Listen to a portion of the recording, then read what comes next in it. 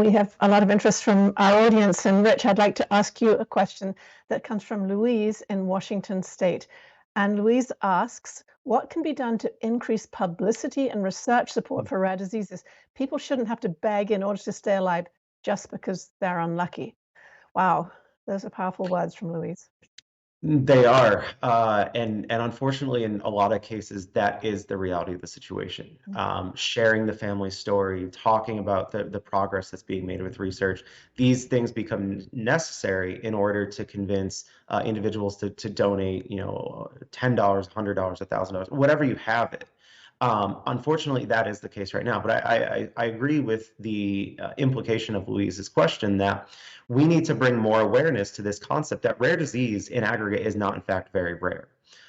There were some statistics earlier in the program that talked about the prevalence of rare disease, and in an effort to build upon those statistics, 10% of the United States is impacted by a rare disease.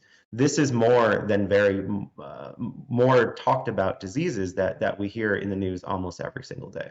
And so when we look at rare diseases in aggregate, it's important that we consider how do we bring on additional funding mechanisms to treat rare disease broadly.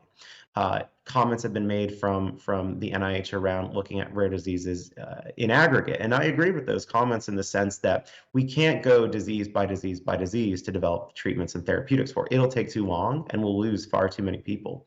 And so if we start to look at how do we employ additional policy tools, more funding, more streamlined and efficient funding to be able to get to the researchers who need it, not with a 9-month grant review cycle, but in a more efficient time scale, that is one thing that we can do as a public to be able to encourage our elected officials to put pressure on organizations, governmental funding bodies, to encourage them to provide more funding and quicker funding for rare disease therapeutic development.